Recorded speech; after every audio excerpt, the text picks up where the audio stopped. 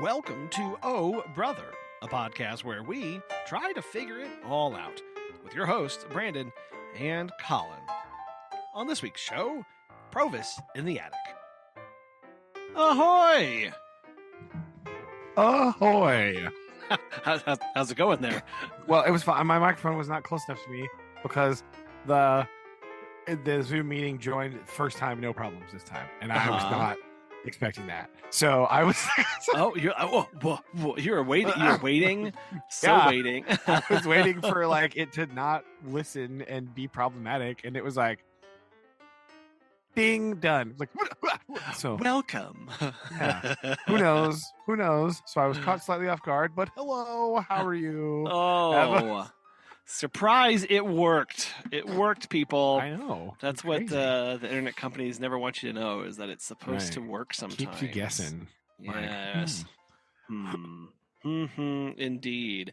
I am not enjoying this 90-degree weather. Oh my gosh. This is nuts. All right. Just so listeners, for posterity reasons, all right, I need you to know that Monday, the feels like temperature was -1. Yes.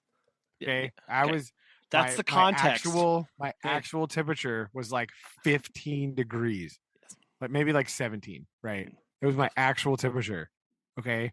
Today, 5 days later, so 6 days later, it is 90 degrees.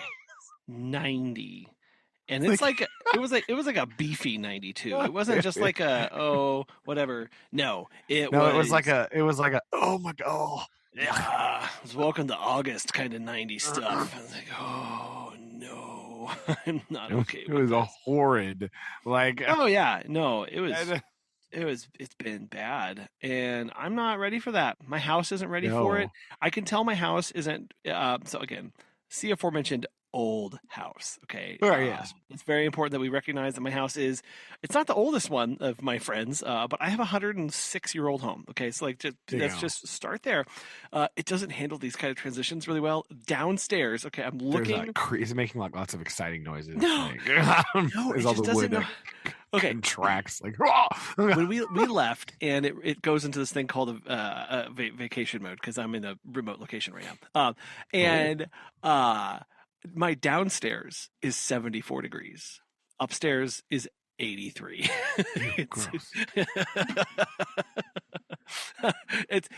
And eventually throughout the summer, though, it regulates a little bit better. But it was not ready for that, hardcore. It was the heater was working overtime 6 scant days ago. Yes. It was. And now it's I'm sorry, you want what? Oh yeah. Why what do you mean? The air is just blasting. What's going on? Yes. Yeah. So it's trying its little bitty heart out. It's really trying. Really trying. It's okay. It's okay. Oh dear. Oh. So yes, we are surviving the heat and Schweizen, whatever. And doing well. Have I told you that my children are heavily involved in rock climbing these days? Well, I got a picture of children rock climbing. Yes. There was really no context with the picture. I think you said I don't even know if you typed anything with the picture. I just said on the wall today because I was. Oh yeah. There was no other context about this. It was just some children on a rock wall. Yes. So yes, excellent. Yeah. So there's a college campus 45 minutes from where we live, and they have this rock wall, and it's not like a rock climbing gym like I'm used to from Petra in Springfield, where when you say used to, I mean, that was a long time ago, Collin. That I know. It's not what I know. Okay. Yeah. All my days spent on the wall. It's not a thing that I did with all of my days. I was so hardened. Those days were 30 years ago, Collin. 30 I need you to know this. years ago. Nyan. Somewhere between maybe not. 10 They were definitely 20 years ago. That's the problem. Yes, so that was what I was used to and what I was expecting of like giant building, and all of the walls have places to climb and adhere yourself to the wall.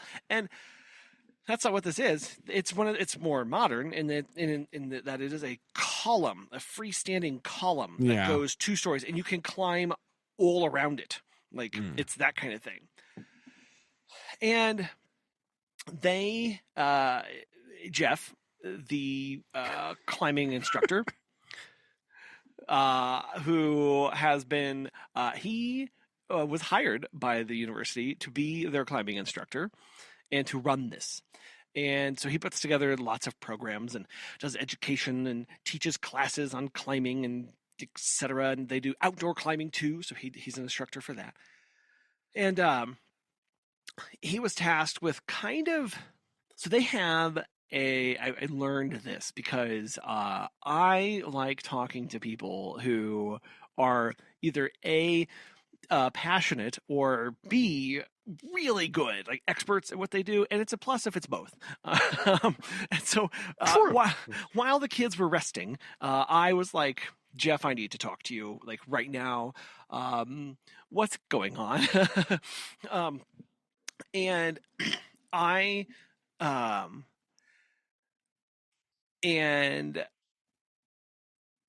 oh, sorry, hold on. Okay, sorry. And so I was like, hey, like, I want to know more about this. Tell me like what you do. And so he's explained this. Apparently they have like a non-compete with the town's activity center because they all offer the same thing. So they can't accept like paid membership to have access to their gymnasium and their stuff there on campus. However, they has a rock wall, right? Like and so they can take paying members to access the rock wall. And so he was tasked with like getting more rock walling people. So he's put up this program, and he's now like doing teaching and education and things like that. And so I was like, just listening to him talk and kind of how he approaches stuff. It's fantastic. It's phenomenal. So he actually has been, he lets them free climb, but then, he'll be like, hey, why don't you try only touching black, right? Because they have the black line, and then they'll have the yellow court, track that you're supposed to take and things like that. And I was like, yes, like all of the challenge. Please do all of the challenge. I absolutely love it. And so that's been really good. And we've been enjoying that quite a lot. They've been going twice a week. And it's been, I don't know, it's just one of those things of like, I'm so terrified of heights, and so yes, I remember that for sure.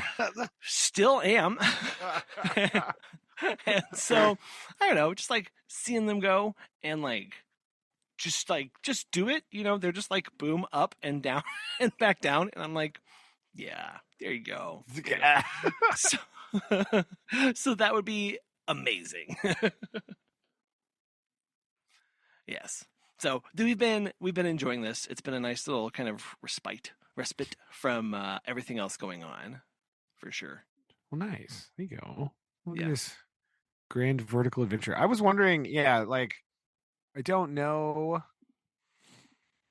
Like, it was already sort of a niche thing anyway, and I don't really know how much the sport of climbing has grown or not in 20 years since I've seen a climbing gym, right? So it was much more versatile, right? A full giant building, because they have like different routes and like a whole bouldering like section and things like this. But I mean, if there's different routes and stuff on and pillar, that works too. I just didn't know how it was set up, and I was just kind of thinking about like, that is interesting. And is climbing growing? Is it not growing? I don't know. Central Missouri is hard because like, where are you going to climb? Like, what mountain? Like what? So, like a little flatter. Like, yeah, they travel to like some of the more upheaval zones in Central Missouri. and like Columbia and Jeff City and kind of like that world. Apparently, well, yeah, they go still along. like some small. They're like bluffy things, right? Yes, So, it's like, more bluffy things. Yes, yeah. but he was apparently like his classes are full. Obviously, the show Free or the movie Free Solo has done a lot for this. For sure, piqued a lot of interest of people, and I think that's where they're trying to why they have this position actually is like, hey, let's do this. There's more interest here. Let's make more interest. Like make people more known about this. You can join the club if you want to. It was he was telling me like they do some of the more advanced like rescue and recovery techniques because he like I would never have thought about this. Like, okay, where do you practice recovery techniques that are designed for you when you're 1,000 feet up on a cliff? Right? Like that's true. When you have no 1,000-foot cliffs. Yeah. How do you or you need like a small cliff. You need a small cliff. No, what they do is they take over a basketball court and they do it standing up and walking backwards so that they can get this, right? Someone is pulling it and they so they can practice the movements in like normal gravity. And so when and so they're just okay, so they just have to think about being vertical, like yes. Okay. So that's where they start. They start there. They lay everything out, and then they kind of go backwards, walk backwards, and do movements and stuff like that. Then they put them on short. When you walls. say walk backwards, do you mean like are we practicing belaying, like rappelling? Is that what's happening here? Well, like, kind of. Well, so okay. So imagine also no. Like okay. Well, so when you say walk backwards, that's the yeah. vision that I have. It's like okay. They're imagining going down from the going top. down. Yes. Yes. Okay. Yes. Yes. Because so, like, also rappelling-ish. yeah, like the scenario he set up of like, hey, there's a way to climb. Let's say you have 200 feet of rope, and that's all you have. You can use that to scale an 800-foot cliff. Yes. Okay. Then he's like, but what happens if 400 feet up you run into trouble and have to go back down?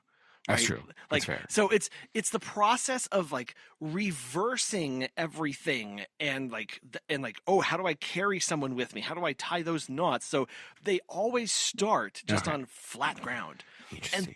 And I know. And then they add little bits of feetage above, And that's been, I don't know. I was just like, wow, I had no idea. Because you never think about it. I would never have thought that you would just go to a basketball court and go practice some stuff. I would have also never thought that. So fair enough. Right. Like, I didn't. I know. Oh. So that was my Monday of getting to talk with good old Jeff about climbing. He's been doing this for 20 years. His climbing partner has been doing this since the 80s. And so they go out and they do crazy stuff, basically. So basically is what they do. Like, I'm trying to think of other rock climbing movies, and I got like the Rambo one, and then the one with Chris O'Donnell. Is he in that one? The one where they cut off the person at the beginning and they fall down. It's very traumatic, right? Oh, what was that one? What was that one called? I don't know about this one. What is that one called? Let's see. Again, random Googling things live. That's what we do. Right. Movies. What is it called? What is that movie called? I can never remember the name of this stinking movie. Yes. Now, maybe I shouldn't have put like real rock climbing movies. I just need like. Yeah, you're probably gonna like. There's the Rambo one, right? Yeah. Right, with the Sylvester Stallone. Mm-hmm. And then there's the one, is it Vertical Limit? Is that the name of that movie? Vertical Limit. Is that the name? Is that what it is?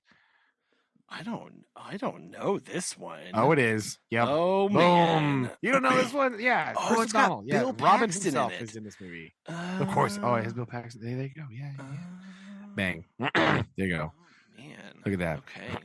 It's on Netflix and everything. Okay. That's the other. I can only think of 3 rock climbing movies. So there you go. That's what that is. There's the top 3 list because I only have 3. That's what I got. Can't do any more. Can't do I any literally more. cannot. That's all.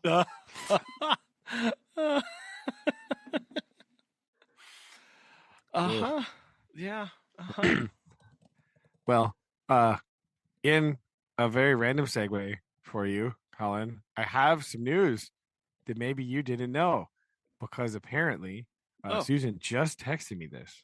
News. Right? It was Collin didn't know. Updated 3 hours ago. Do you know who has won the Missouri Class 4 state basketball championship?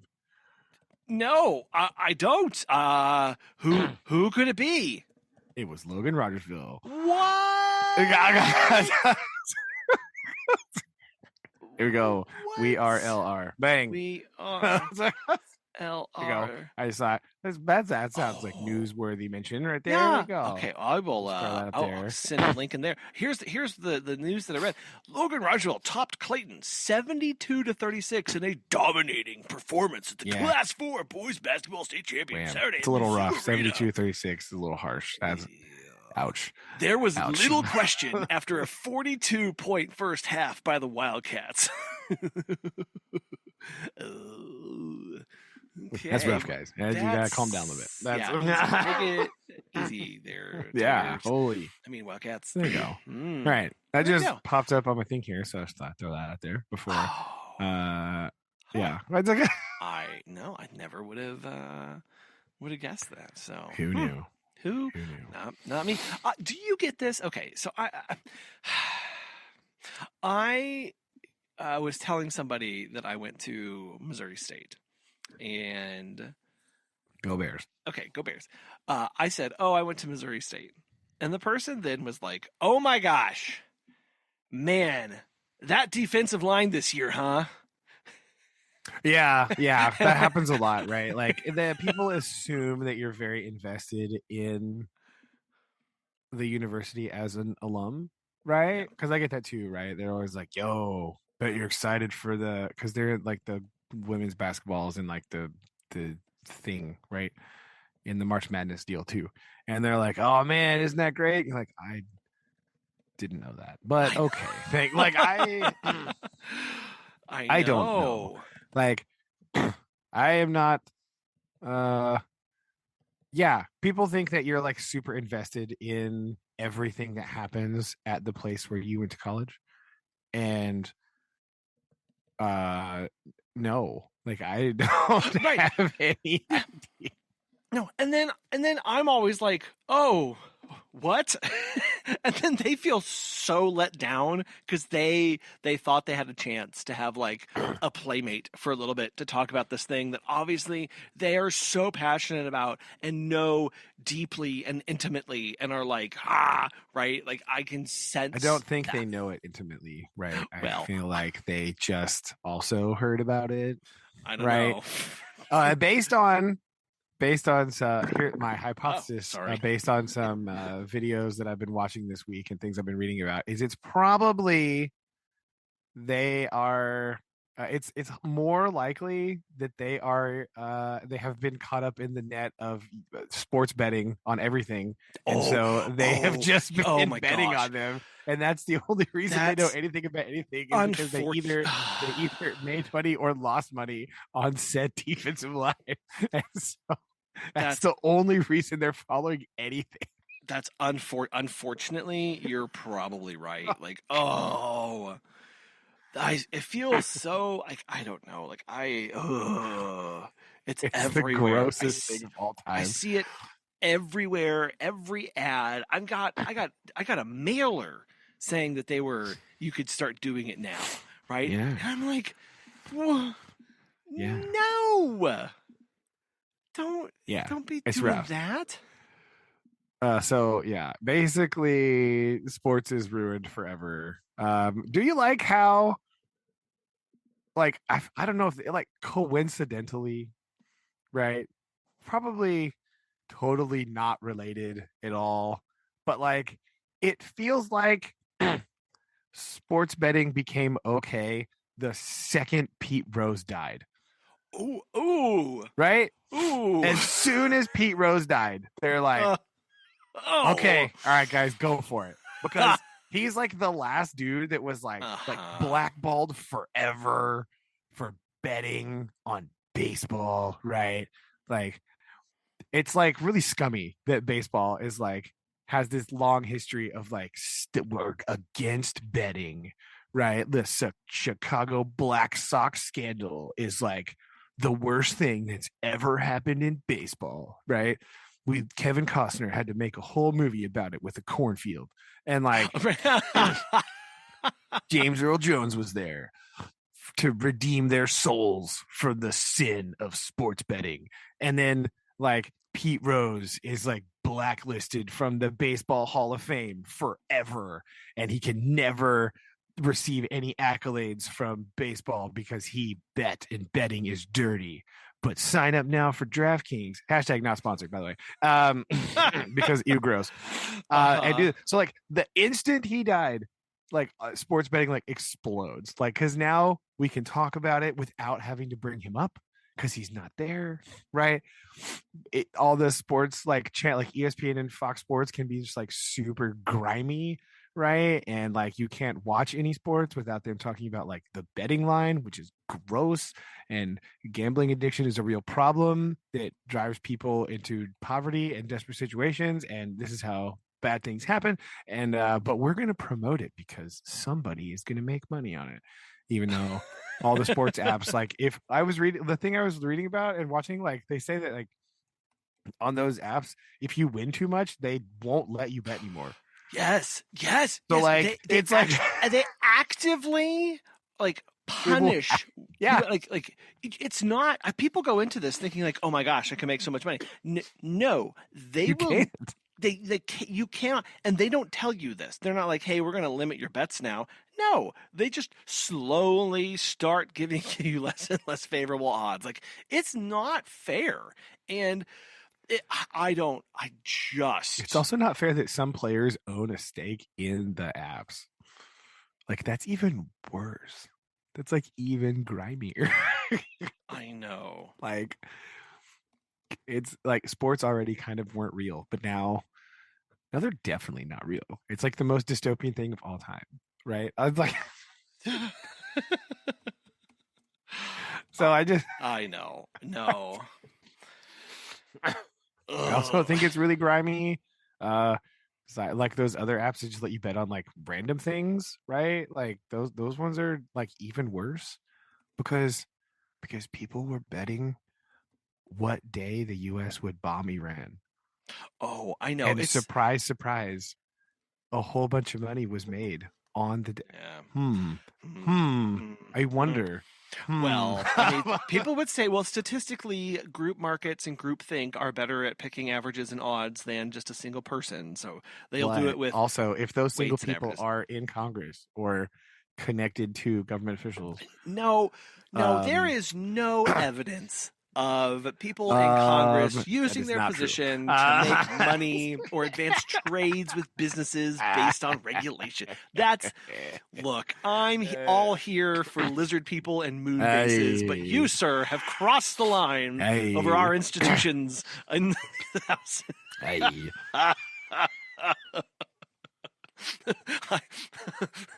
But seriously, let's talk about those moon bases.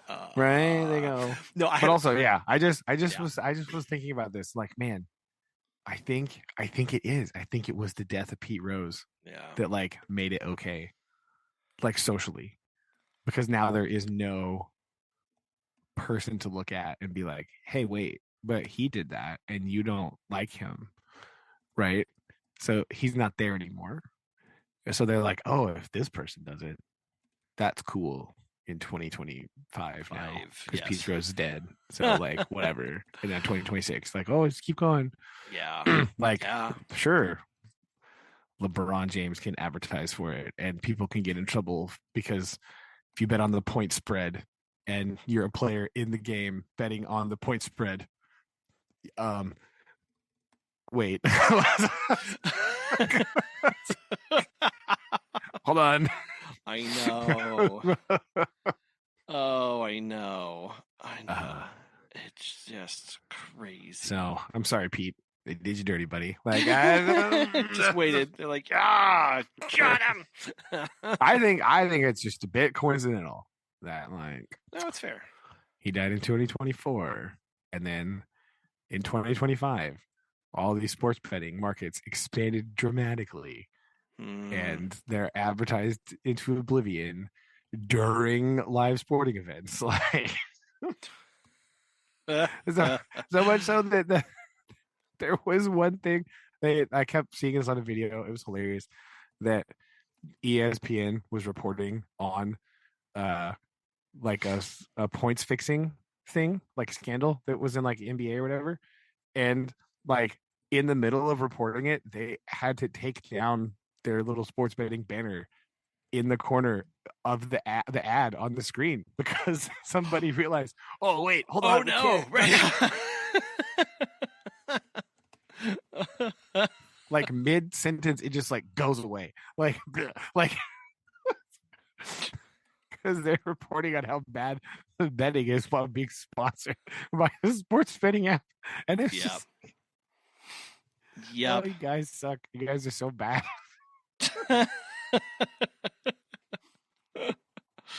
Oh, I don't know. I'll never be okay with it. I don't know. I'm just not a betting kind of person, and I think that it's predatory and gross. It is, and the fact that people, I don't know, like it's not I understand it and you don't, that's why I don't do it. It's just like it's not like worth it. I don't, whatever. Okay, this is no, I agree totally. Like goodness. This is, yes, I don't. There's already too much money in sports. We don't need more. Whoa, sir! Oh my gosh, it's so bad.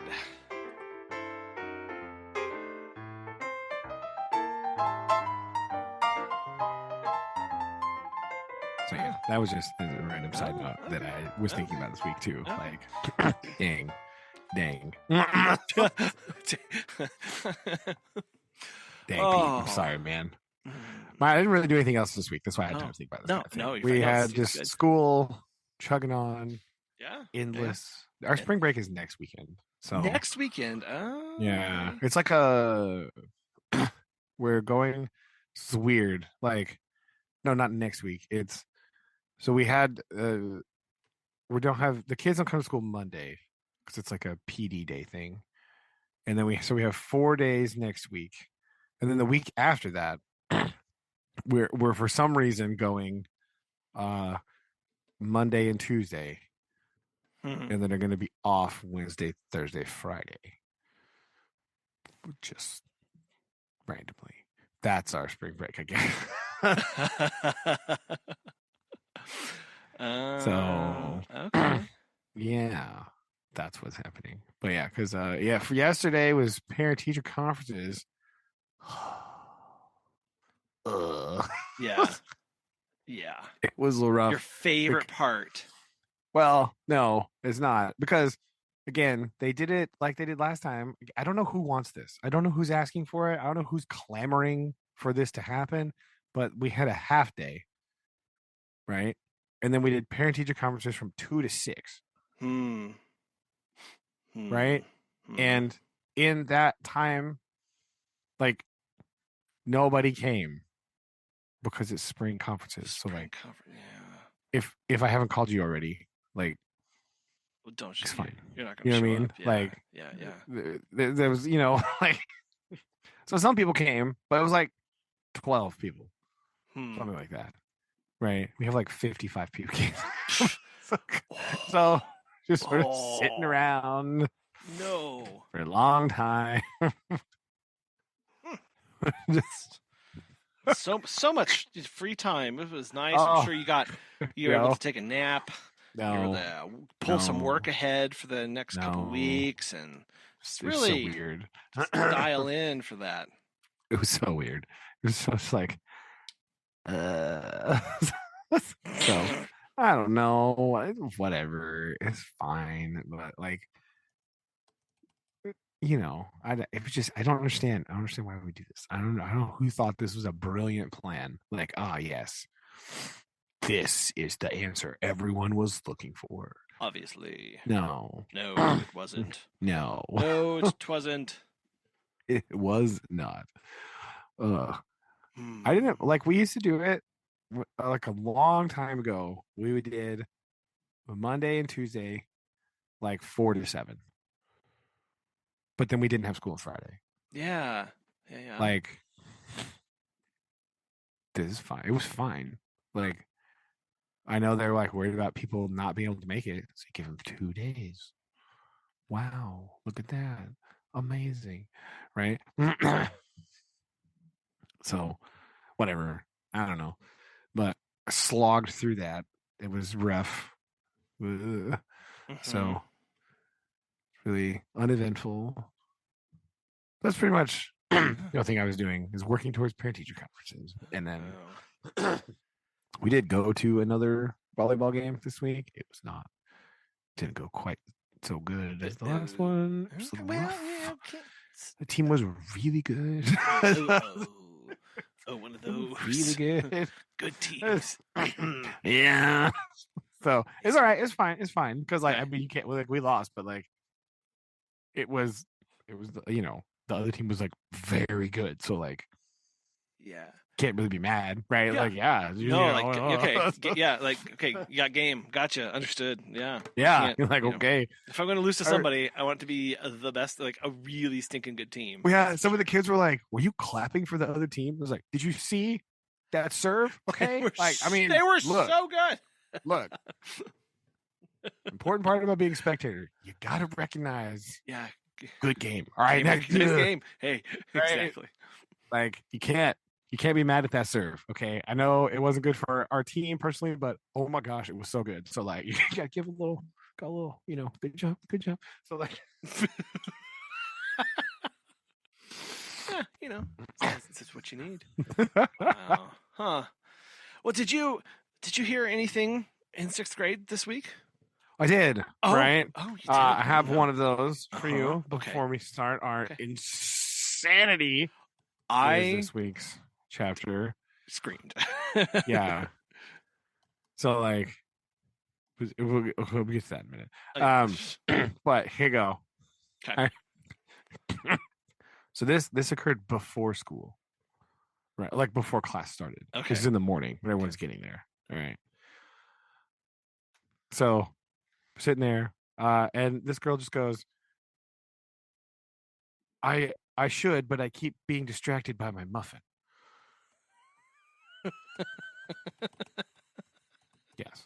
I think she was put her stuff away. She's gonna take her bag to the little closet thing that the softball people are keeping their stuff in, right? Yeah. And she was just like, yeah, I should, but I keep being distracted by my muffin. My muffin. Oh no. You know what? It happens to all of us. It does. It does. And it looked like a good muffin too. So like, yeah, it's fine. It's worth. But like, it was really funny. So there you go. There's this one. I got one for you here. There you go. Yeah, that'll do. That will do.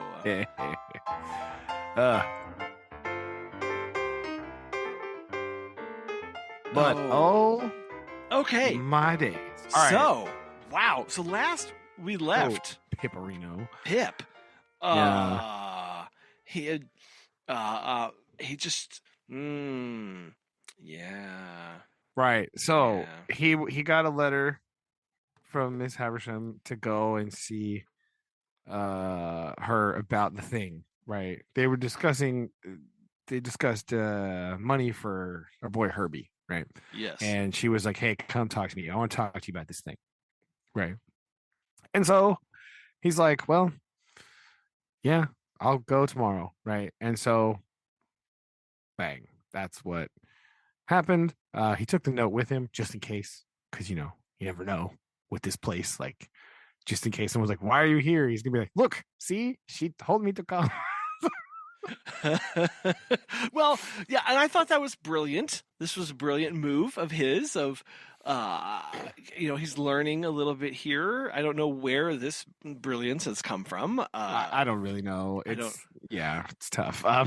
Yeah. Oh man.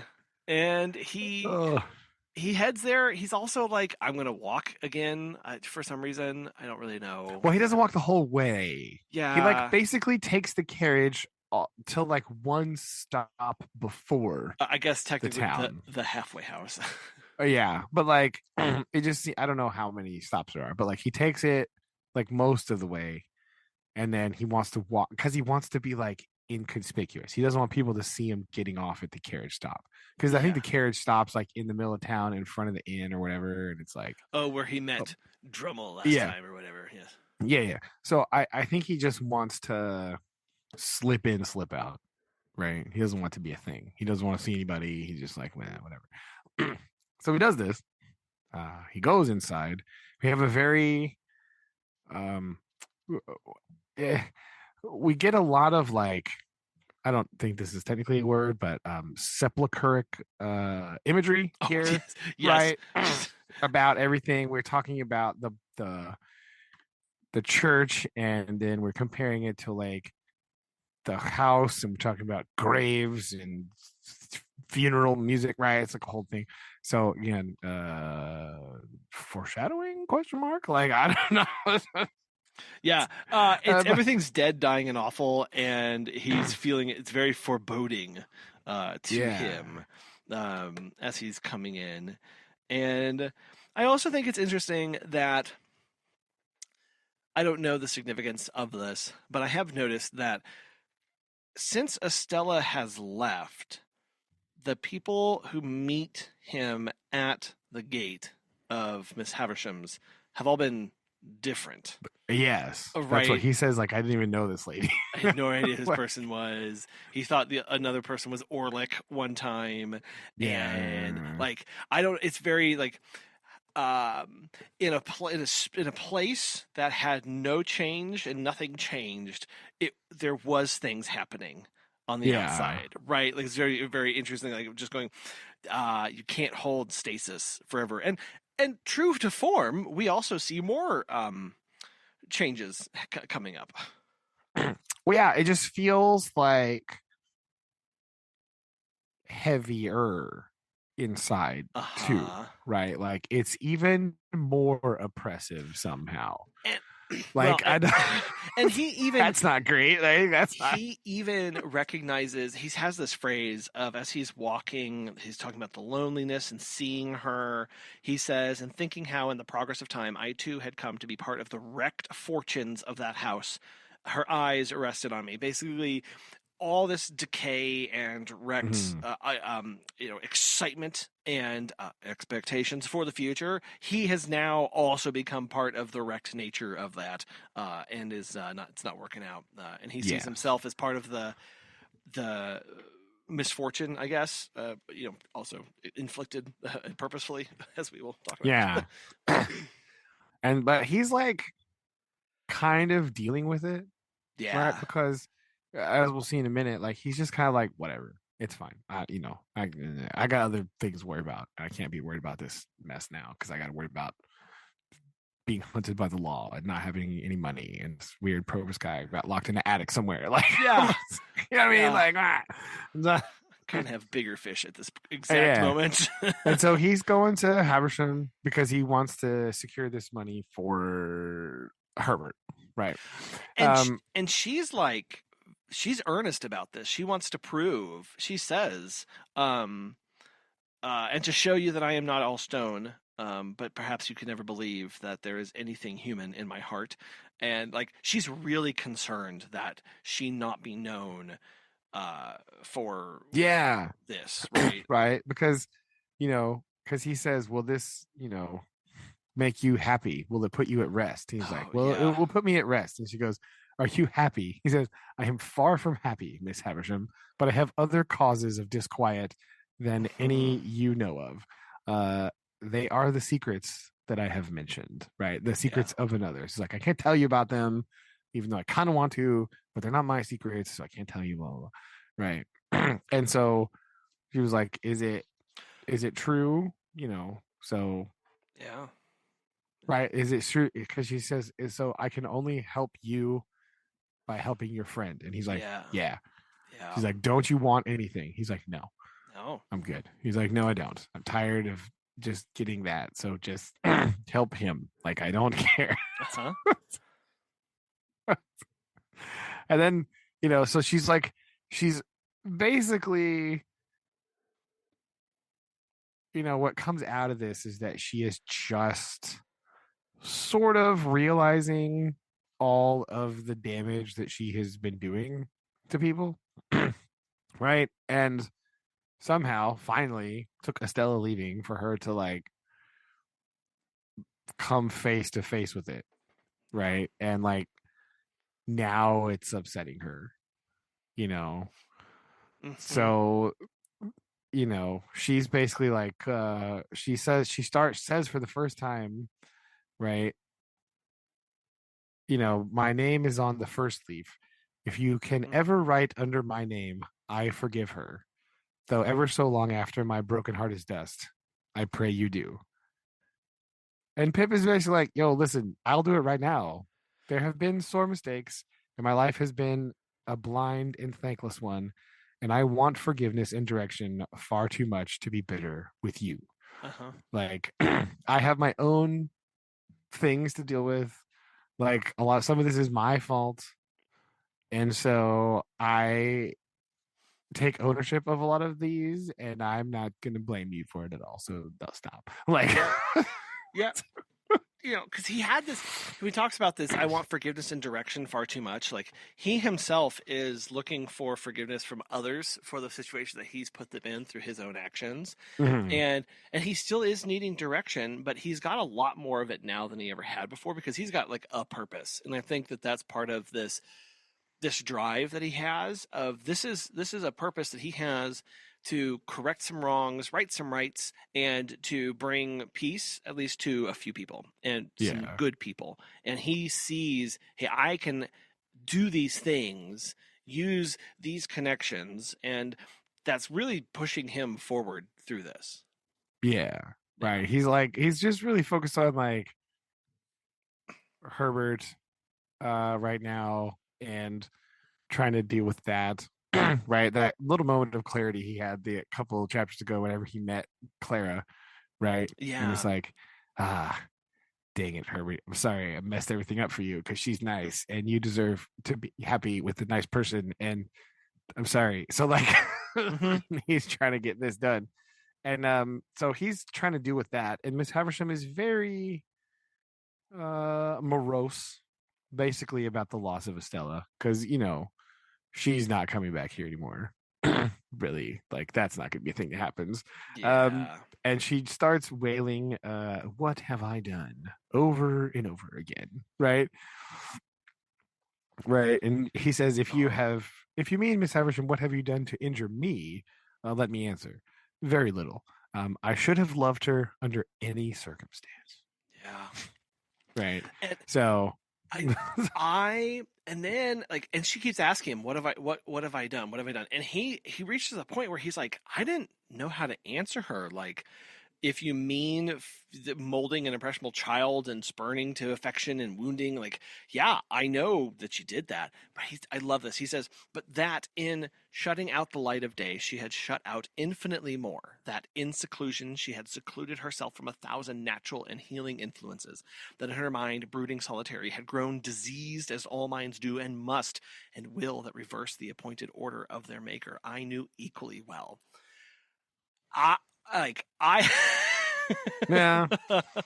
The part where he said she had secluded herself from 1,000 natural and healing influences, that if she had actually embraced more life, it would have done more healing to her than what she was trying to do, and by setting herself in stone.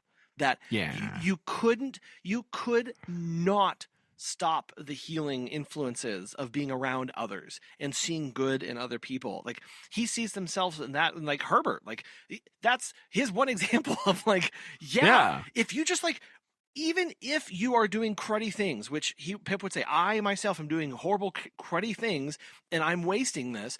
I encountered Herbert, an amazing, good, and wonderful thing in my life, and it's made me a little bit better. If she had just done that, where would she have been now? Yeah, but now I think Wimmick. We can count Wimmick. Wimmick, too, right? absolutely. Wimmick also, right? Oh yeah, yeah. Like it's just, and then I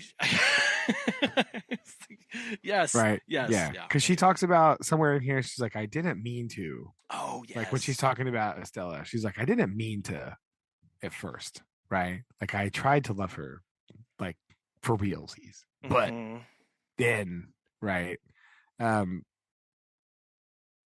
I was like, I couldn't do it. I meant, I couldn't. She said, I meant to save her from misery like my own. And she thought, and I love this, she thought that by making Estella something, she would protect Estella. But what she saw during the interaction and why she was so horrified is because she realized that she had just hurt Pip. Like she had been hurt. And that she didn't, the one thing she was trying to prevent actually manifest in somebody who Haversham, I guess to some extent does kind of care about, in Pip to some extent. Yeah. Yeah. Cause he's only been nice to her, and she's never, whatever.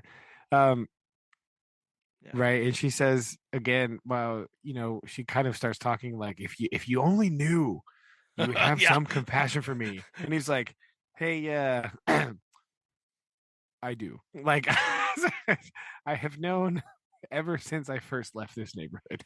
Yeah. And it has inspired me with great commiseration. And I hope understanding its influences. Right? Like, I need you to know that I do know most of it. Right? So, like, calm down. Like, he's trying not to tell her like how he knows, but like I know. And then he does get to the other reason that he is here, right? He's like, so I have a question. I know that you took in Estella. From who? Yeah, he said how. Right? How'd she get here? Yeah. And he's like, whose child is she? And she's like, I don't know. Jagger's just brought her here. And he's like, And how old would you say she was? And she's like, oh, I don't know, 2 or 3 maybe. He's like, huh.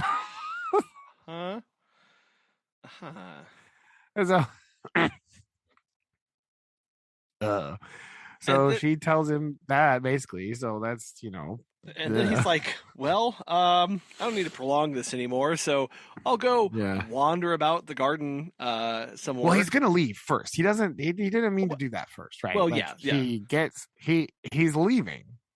Right. He was gonna leave. And then he's just like, he just kind of was overcome with this feeling that he was never gonna be back here again. Yeah. And so he just was gonna take a turn around the place. Yeah. To kind of like soak it in for one last bit.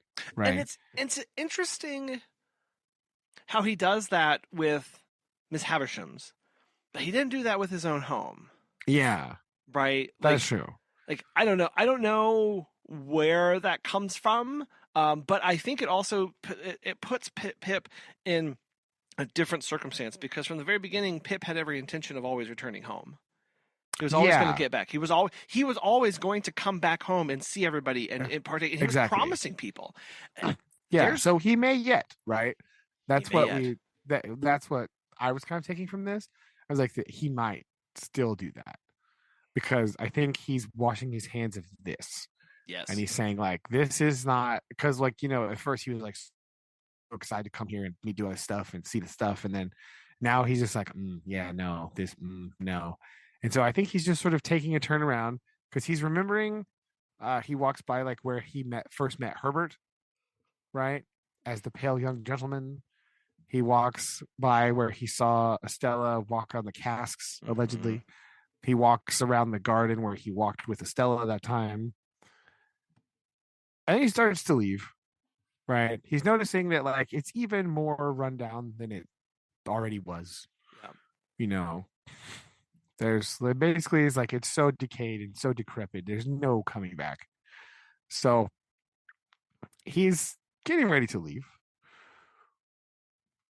But right? He's like, but maybe I wonder. I hope Haversham is okay or safe. I think is what he said. Yeah, he's thinking about that. He's thinking about like whatever, but he looks up and he has this like weird vision of her of Miss Haversham like dangling from a beam. Didn't he see this once before? Something like that, right? He saw her like at the window where there was like this weird ominous like feeling that came over him, right? And so he's like, so strong was the impression that I stood under the beam, shuddering from head to foot. I knew it was a fancy, though to be sure, it was there in an instant, right? The mournfulness of the place and time and the great terror of this illusion, though it but momentary, caused me to feel an indescribable awe as I came out between the open wooden gate where I had once wrung my hair after Estella had wrung my heart. Passing into the front courtyard, I hesitated whether to call the woman to let me out or to run back upstairs and see if Miss Haversham's is she okay? Right? Yes. Yeah. He was like, I'm just gonna go check. Like, I'm getting some real bad spooky vibes right now. I'm gonna go check. This is like the most like, what even is this plot device? But whatever. I don't know. Like, it's fine. So he goes upstairs. Oh my gosh! God. I was reading this. I was reading this quickly, and I made it like 4 sentences down from this moment, and I had to pause and go back and start this again because I was like, "I'm sorry, what?" yeah. This paragraph is like, what in the heck, right? I looked into the room where I had left her, and I saw her seated in the ragged chair upon the hearth close to the fire, with her back toward me. In the moment when I was withdrawing my head to go quietly away, I saw a great flaming light spring up. In the same moment, I saw her running at me, shrieking with a whirl of fire blazing all about her, and soaring at least as many feet above her head as she was high. What?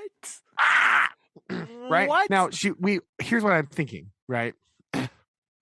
Earlier when he came in the room, he like specifically mentions the fire was very low. Well, right. And at some point she was having trouble focusing on him, so she said, "Let me focus on something." And she turns and she's intently focusing on the fire while he's telling her about what he wants to have her help Herbert with when he's asking she's like for the so money. Distraught and distracted that like she can't focus on this too because Estella's not here, right? Blah blah blah. Whatever. Everyone's mad because Estella's gone. But yeah, so we specifically mentioned the low fire at some point, right? We specifically mentioned her like gazing into the fire. So I don't know if she was like poking it, right? Like I don't know what's happening here. I don't know if it was the fire was so low she like is closer to it to try to get some sort of warmth. I don't know what's happening. Or was this an intentional thing? I don't know. I don't know. I don't know. Who knows? But like her crusty old wedding dress. Apparently real flammable. Highly flammable. Right. Yeah. And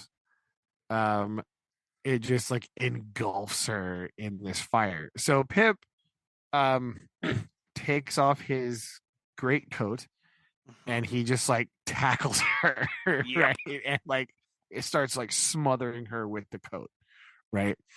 But he's like, I can't really like, he's like, I don't really know what's going on. All I can just smell burning, right? and all of the fire has like disturbed all of the beetles and spiders, and they're running across the floor. That's a really gross visual. By the didn't way, he pull something down? Didn't maybe that was something else. He tried to figure that result as Curtis knew result, but anyway, yeah, he doesn't really know. Oh, we were by. Oh, this is no. When he goes, they take her to the table. Oh, right? That's whenever they do that. Yeah, sorry. he like, or is that here? He like rips off the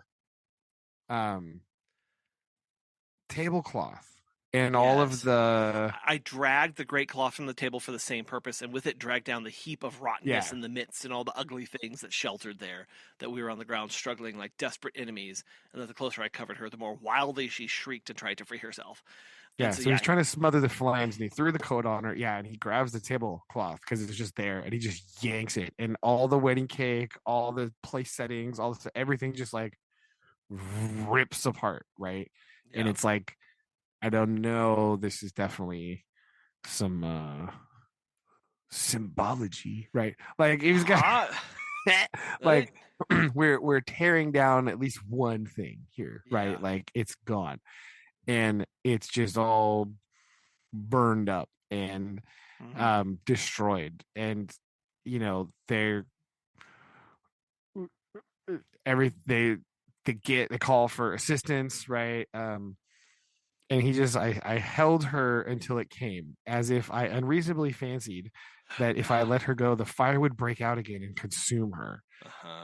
When I got up, the surgeon coming to her with other aid, I was astonished to see that both my hands were burnt, for I had no knowledge of it through the sense of feeling. Right. So he was so focused on her that he didn't even realize that his hands are like burned up. Bad. Right. Yeah. Yeah, pretty bad, right? So she is pretty seriously injured, but they are of themselves were far from hopeless. Right. The danger lay mainly in the nervous shock, the most dangerous of things in the mid 1800s, right? Like, oh no. I think a certain Star Wars director would want to have a word with you, sir. That's true. This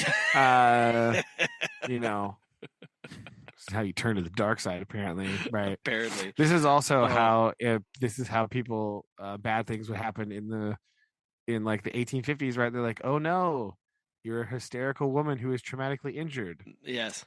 You need some laudanum. Definitely. Mania. Right? Like, yes. How about some just straight up morphine? Like, oh no. Nope.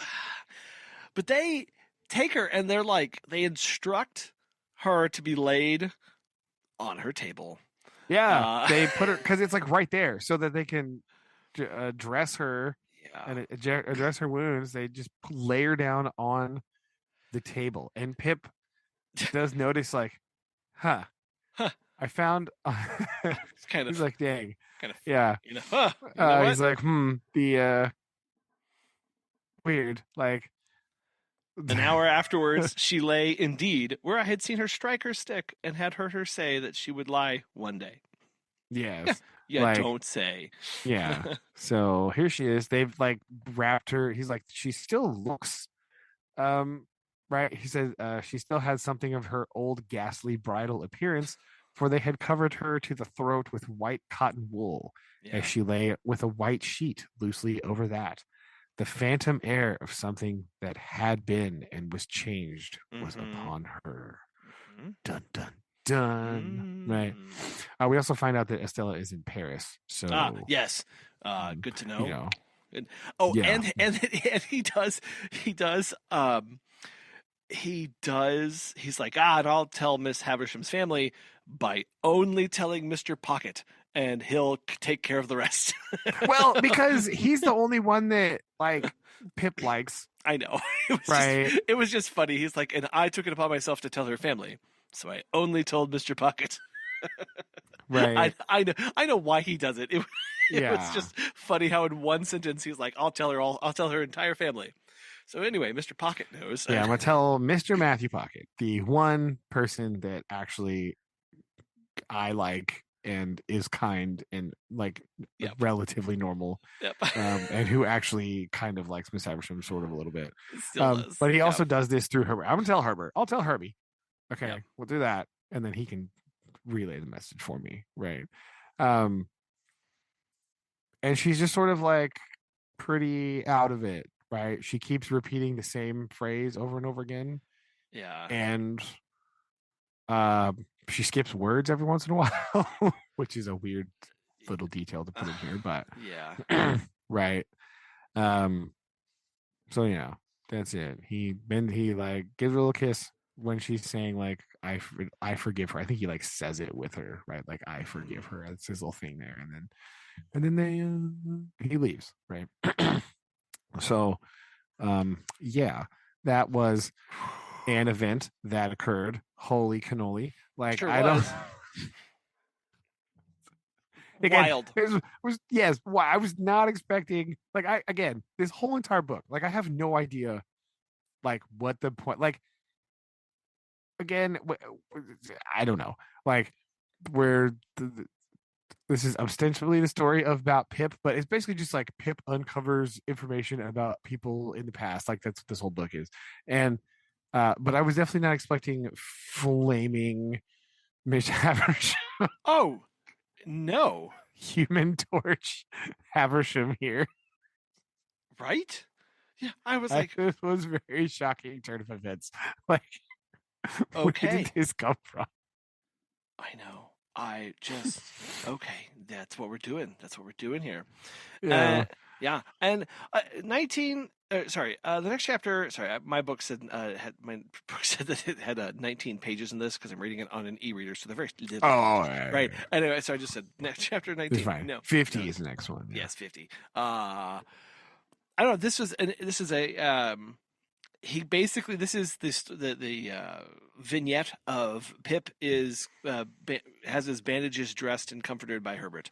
Yeah, but Herbert is back though. Yes. Right. And we get we get information here, right? Distilled to us from Herbert in the classic Herbert style, where he's like, now let me tell you this thing. Hold on, would you mind moving your arm a bit? That doesn't oh my hurt gosh. Bad, does it? Yes. But like oh.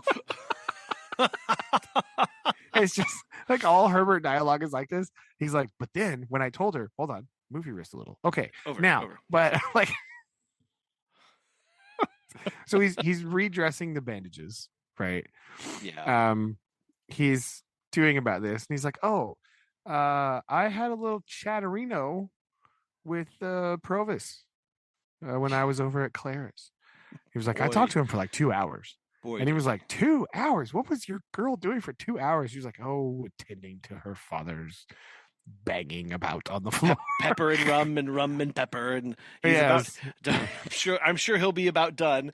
And then he's like, when he talks about how I think when Herbert is saying like, I don't think he'll be able to do that for much more. Basically, like we're kind of approaching the end. I feel like that's the way I read it. Pip's like, and then you'll marry her. He's like, oh yes, of course. Yes, of course, absolutely. Right. I love how they're also not communicating a lot of stuff because in the beginning here they're like, neither of us spoke of the boat, but we both thought of it. That was made apparent by our avoidance of the subject. Well, yeah, because they're like, well, I can't row with burned up hands, so I really need to concentrate on like making sure that I address these and like try to get healed so that I can get back to boat rowing for the Great Escape plot, right? Yes. So that's kind of what they're that's why Herbert is so like insistent on like helping him wrap things, right? Yeah. But anyway, right, then all of a sudden we just get this paragraph, right? Just like bang. Where because Herbert's like, hey, you mentioned that Provis has kind of changed. I think he's kind of changed too, and he opened up a lot about his past life, and and again between talks about the bandage and it doesn't hurt, does it? No, it's fine. Just tell me more about the story. Mm-hmm. Like basically, right. He had a girl. It was a woman, was a young woman and a jealous woman, and a revengeful woman, revengeful handle to the last degree. To what last degree? Murder. Murder. Does it strike too cold on the sensitive place? Like, is Herbert back on task, buddy? Like, what? I was like, I don't feel it. How did she murder? Whom did she murder? She was tried for it, and Mr. Jaggers defended her. And the reputation of that defense first made his name known to Provis. It was another and stronger woman who was the victim, and there had been a struggle in a barn. Who began it, or how fair it was, or how unfair may be doubtful, but how it ended is certainly not doubtful, for the victim was found throttled. Right? Was the woman brought in guilty? Why, no, dearest Handel, she was acquitted. By... Is this sounding familiar to anyone? It does sound a bit familiar, right? And so all the way, like, basically, Herbert keeps interrupting, saying, "Now, move your hand. Does that hurt?" And Pip's like, "Shut up. Keep telling me the story. I want to know the story. Keep talking." Yes, it's fantastic. Oh, right. So, the guy. But hey, here's the thing. Before it was unclear, because I think, was it Wemmick that was telling us this? Like, Wemmick was basically like, we don't know if she did this or not. I can't. Who can say? We don't say. This is now 100% saying she murdered this person in the barn. Like, yes. Like, this is Wemmick was also saying we don't know what happened to the child. Oh, right. Wemmick was like also saying, like, because they're like, did she destroy the child? And Wemmick's like, I don't know. Right? Yeah. We don't know if she did or not. Right? But that was the evidence they used to get her off, was like, no, she couldn't have killed the lady because she was busy killing this baby. Obviously. Yes. Right? Yes.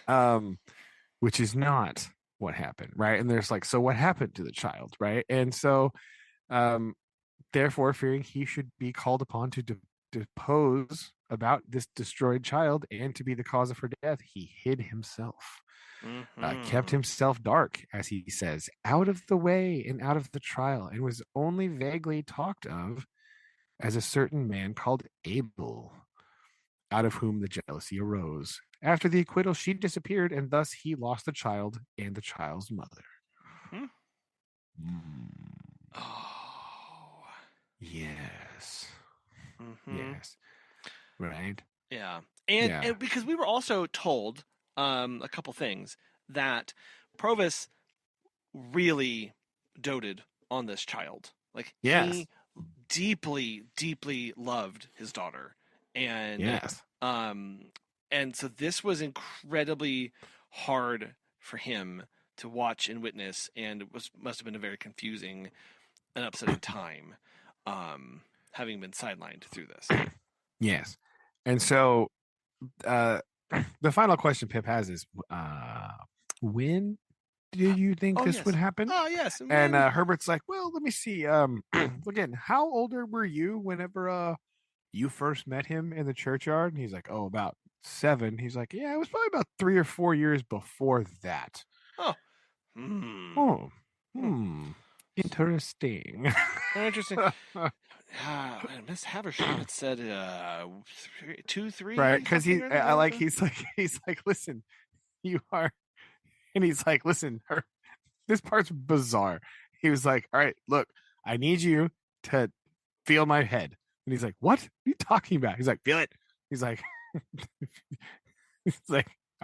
dude, I'm not feverish, right? You would say that I am not feverish, and that my head is much disordered by the accident of last night. And he's like, no, you're fine. You're talking. You're forming good sentences. You seem to be coherent. That's so great. He's like, but you do seem rather excited. He's like, I am rather excited. I know I am quite myself, and the man we have hidden down the river is Stella's father. Dun dun dun. Boy, howdy.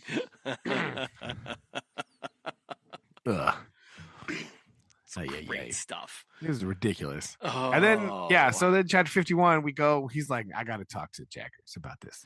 Right. I must confront him. Right. And like, Okay, Yeah. why? I'm not real sure, but he's like, what purpose I had in view when I was in hot on the tracking out and proving Estella's Uh-huh. parentage, I cannot say. It Okay. will be. He's like, I don't know if it was because uh I just wanted to do it for her sake, or if I wanted Uh-huh. to transfer some of this concern, right, some of my love for Estella onto Provis, right? Yeah. Like to give me, like, if I can prove this is true, then maybe I can accept him and Mm-hmm. like be okay with hanging out with him, right? Like I think that's actually what's happening. Let's be Because honest. he Like was that's so horrified initially, remember? And he's like really thrown off by Provis and everything that he stands for. yeah. And But it turns out he's everything he thought he stood for was not correct, right? Like yeah, he it's was making absolutely assumptions again, right? again. Pip loves to make assumptions and jump to conclusions. It's like his favorite thing in the world. Yeah.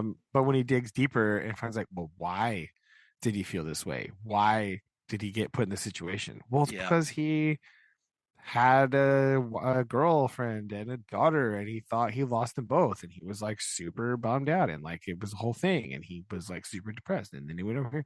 So like Pip is like uncovering this information is making Pip sympathize with him, Well, is right? is And this like, is this where we are also told that um Provis, I can't remember if it was this chapter or is it the next? Did we skip over this? Where basically Compensason uh oh, became the Compisson fella, Compisan. yeah. Is that where is it in this chapter or in He does say 1551? like, no, he says the evil genius Compisson, the worst of scoundrels among many scoundrels, Yes. knowing of his keeping out of the way at that time and of his reasons for doing so, of course, afterwards, held the knowledge over his head as a Yep. means of keeping him poorer and working him Yep. harder. It was Yep. clear last night that this barbed point uh, was the point of Provis's animosity. Yeah. So the reason he was so like violent towards Compisson when he saw him on the marshes was because he was like holding this over him and like using it to instigate him and like all this stuff is like, oh, Yeah. I know that this is the truth, so you have to work for me or I'll let the authorities know that Yes. they killed your daughter, blah, blah, blah. Like so yes, I think Yes. that also softened Pip a little bit to the whole situation to be like, Yep. so he was like not he's not a villain of his own free will, right?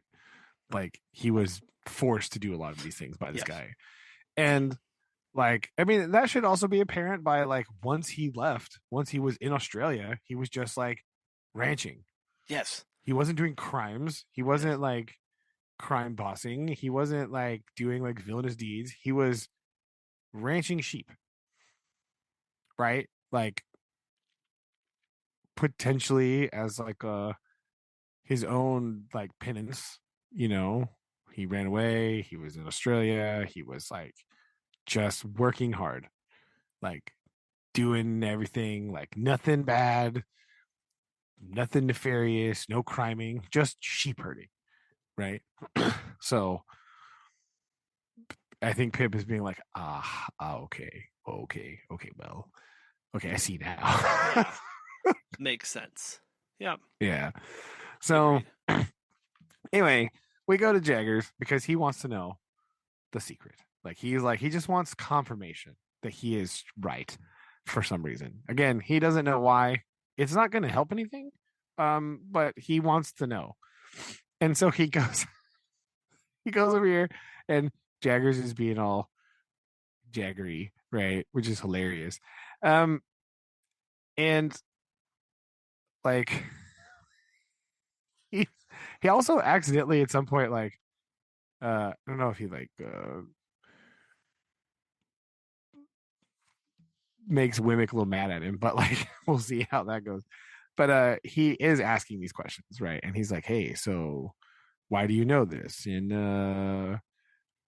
I know, I just know who she is. I've seen the mother, and I know who the father is, and I'm pretty sure it's this guy. He's like, well, who is he? And he's like, a man by the name of Provis from New South Wales. And Jagger's like, actually jolts and is like, he flinches. like the guard is down. And Pip is like, oh, I got him. I got him. And he's like, it was almost imperceptible, and it was done by a man who has like had practiced and withheld and suppressed this kind of thing over and over and over again. And yet I got it. I got the reaction. And he's like, does Provis make the claim? He does not, and has never made it, and has no knowledge or belief that his daughter is in existence. Mm-hmm. Right? For once, the powerful pocket handkerchief failed. Yes. My reply was so unexpected that Miss Jaggers put the handkerchief back into his pocket without completing the usual performance, folded his arms, and looked with stern attention at me through an immovable face. Mm-hmm. Right. And then, yeah, this is where he's like, listen, I just want to know. I'm just going to tell you what I think. And, you know. Well, and he goes on and he tells the full story to Jaggers, except that he makes Jaggers believe that the piece of information actually came from Haversham instead of Wemmick, so that because he doesn't want him to sell out of this, right? And I love, like, he finishes and Jaggers is like, Wemmick, what were you working on before he came in? Like, tries to do this like redirection for some weird reason, and he's like, but I could not submit to being thrown off in that way, and I made a passionate, almost an indignant appeal to him, and then he does like a big summarizing. I love this of like, obviously there was a lot said here that they're not going to go back and forth on.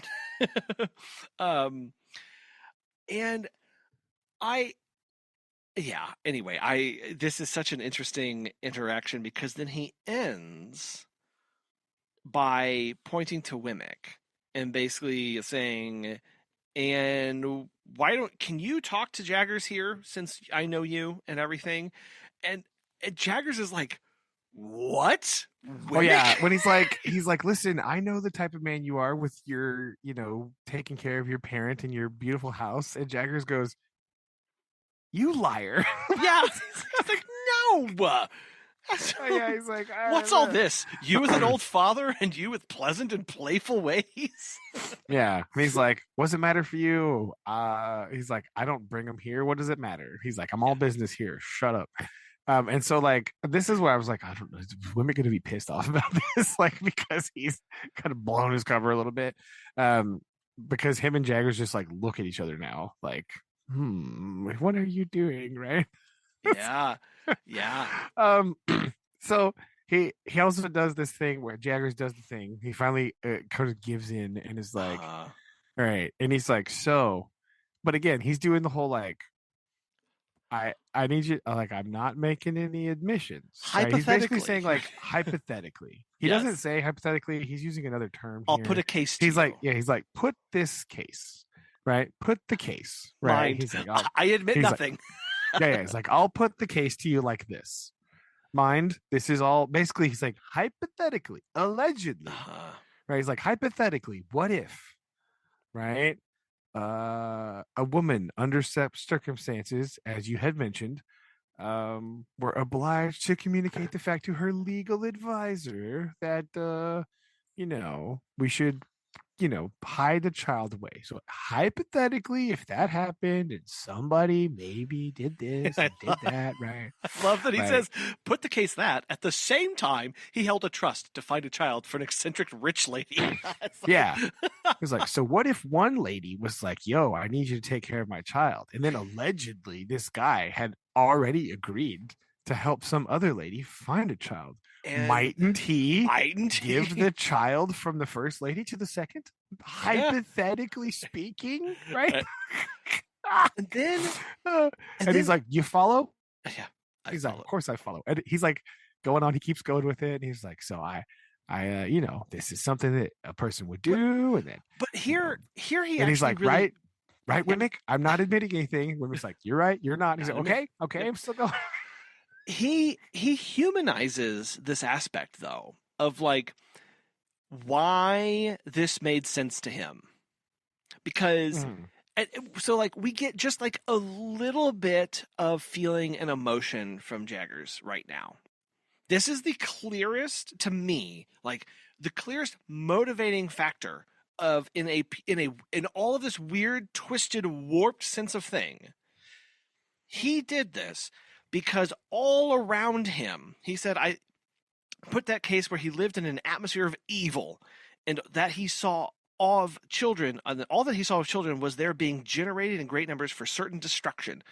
He often saw children solemnly tried at criminal bar where they were held up to be seen, and habitually knew of their being imprisoned, whipped, transported, neglected, cast out, qualified in all ways from the hangman, and growing up to be hanged. He's basically saying, I did this, but hypothetically, if one were in this environment, they would do this to save the child. Yeah, when you only are seeing children being punished and destroyed and all this stuff, like wouldn't it makes sense that a person would want to try to save one of the children. And allegedly. Up until now, we don't get like this is again this from like a moral perspective. James is not a moral person or ethical person. He is by the law and by the books person. And here we have him opening up and speaking in an extremely personal way. Now, this is his way of speaking in a personal manner. Wimmick would have his own way. And I love this aspect of like, okay, fine. Hypothetically, like he still can't turn it off. He still can't not. But this made Jaggers like an immensely, I don't know, I love the Jaggers character all the more because of this little section of this. Now, he's still not like a likable guy, obviously, for whatever reason. But like, but like, I like anyway. This, yeah, and so like, that's basically he's confirming everything that Pip thinks is true. Yes, allegedly, yes, he is. Right, like he's not saying it, but he's saying it, right? And so he's done this, but then at the end he goes, hey, all right, now listen, put the case that the child grew up and was married for money, that the mother was still living, that the father was still living, that the mother and father, unknown to one another, were dwelling within so many miles, furlongs, yards, if you like, of one another, that the secret was still a secret, except that you had got wind of it.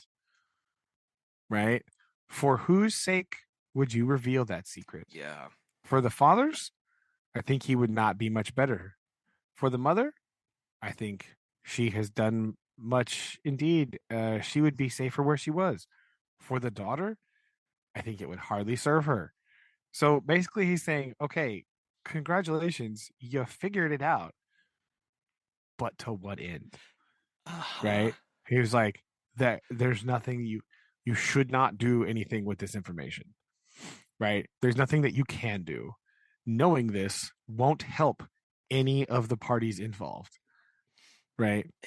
None of them. And he says you'd be much.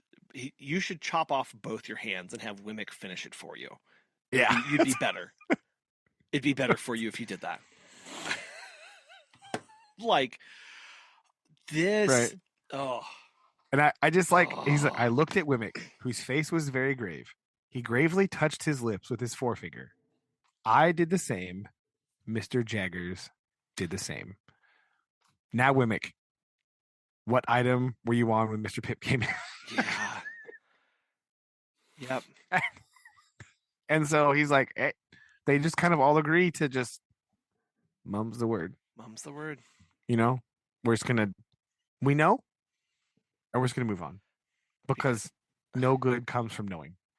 Yeah. You know, and then luckily we get a distraction because Mike shows back up.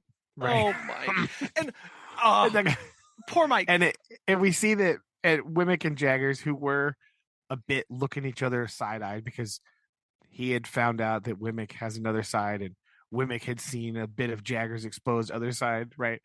Now they are perfectly in sync again. Yes. Because he's like, well, what do you mean you're coming in here? And Jaggers is like tearing him up. And he looks at Wimmick and he's like, what do you want about? You are wrong. Come sniveling around here. Yeah. and because the guy came in looking for help because his daughter was picked up for like something, I don't know, theft or whatever, and he's like tearing up about it, and then they both lay into him like, "Don't you go bringing in emotions here, and how dare you?" And then they're like, "Yeah, same team, woohoo!" Yeah, it's just very funny, like. Oh dear! And so Pip just like leaves. Right? He's like, "Okay, bang." Oh, Mr. Jaggers and Wemmick appeared to have reestablished their good understanding and went to work again with an air of refreshment upon them, as if they had just had lunch. Oh dear! Oh man! So we know. We do. Now we know the full story of Estella's parentage. We know who all these people are. Again, for some reason, it matters. But it doesn't matter, right? Like we know how all of the 7 characters in this book are now connected, but like, yep, I don't know. Got it. Yeah, but I don't know why. Right? To what end? Right? What happens now?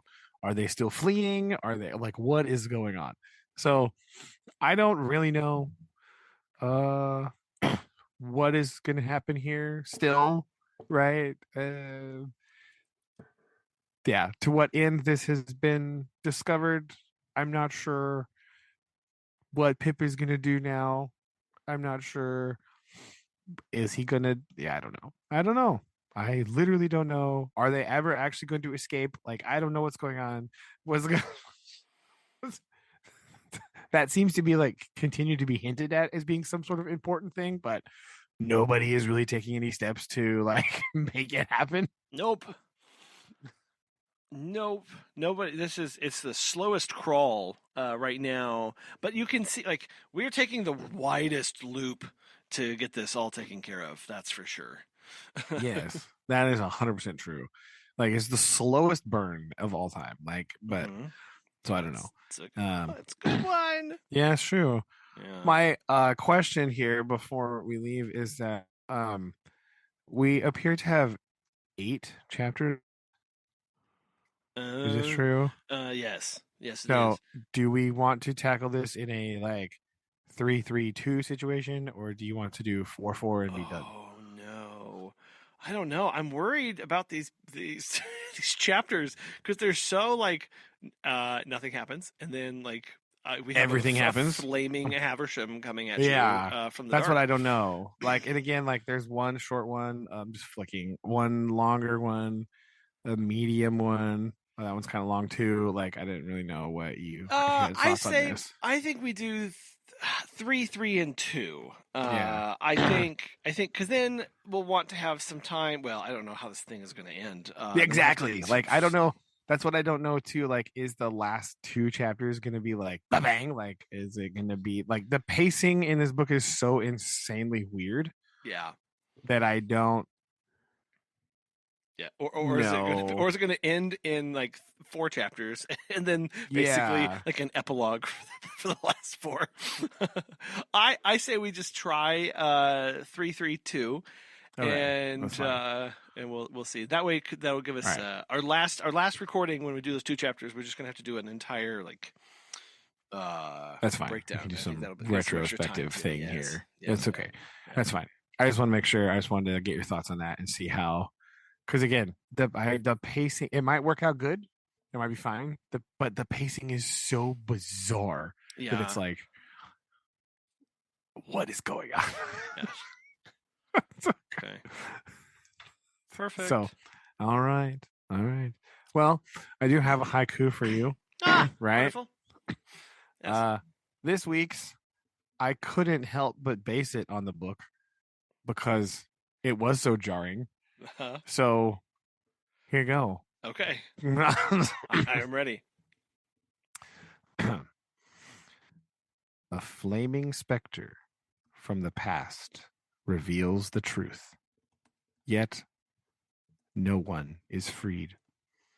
Ooh. The guy. Yeah. Dang. Yes. Okay. Fine. Okay. Yes. Yeah. Okay. You're good at this. Yes. I don't know about that, but like I just like No, I was so overcome by this chapter. This was like, all right, it has to happen right now. Like this, man, like proof. There's a lot in these. There's a lot to these, and I really want to know, like, how. Oh, yeah. Okay, I gotta know what happens. So, well, we'll just, you know what? We'll just keep reading. That's what we're gonna do. That's all right. I Yes, decided we're gonna finish the book. That's what we're gonna do. Oh yeah, because we totally. Yeah, of course. So we're doing this next time, and we'll see what the next 3 chapters from Mr. Chuck here have in store for us. Literally, who knows? Like what? I don't know. It's so great. It's so wonderful. And absolutely no idea what could possibly be happening. I am so here for it. That's the great part about it. It's so insane. So it is so insane. That's what, like, I don't know. Like, we're barreling towards the end, but like, I have no idea. Like, how can this book possibly have any sort of resolution? Like, that's the most bizarre part of this. Like, I've been saying that like the whole time, but now there's only 8 chapters left. It's like, what is the end of this book? Yeah, it's just like Pip looking out a window, being sad. Like, that's got like, what is that gonna happen? I think that's what we're gonna find. I think it's just like him, like, being distressed. That who knows? Who knows? Gonna go, yeah. Yeah. So that's I'm interested to see what gets resolved, what doesn't, and what is still left open, and that's going to be maddening, I think. Surely nothing is going to be left. Like, every single thing comes back around somewhere. Yeah. Right? That's like what's happening here. It's one of these, like, well, that means we got some Joe then that's gotta come back. We have to have some Joe, potentially Biddy. Okay, Colin. Yeah. Is Orlick making a comeback? I think, Is he gonna make an appearance somewhere? Yes, of course he has to. Because everybody else keeps showing back up all the time. Yes. Like, and he's obviously so important. We're gonna. Do we need? Let's see. Do we need closure for Pumblechook? No.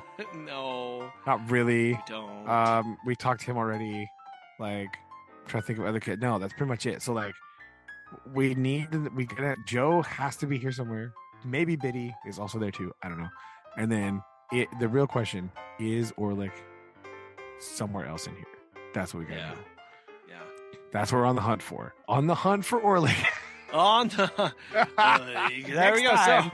Next time on the hunt for Orlick. Here we go. Thank you. Yes. Yeah, that's going to be our new sub brand here for this. We'll just have to see how many legs that has. So we'll oh my goodness. That's what we'll do. So next time, Orlick or bust. Okay. Okay. Love you. Love you too. Bye. Bye.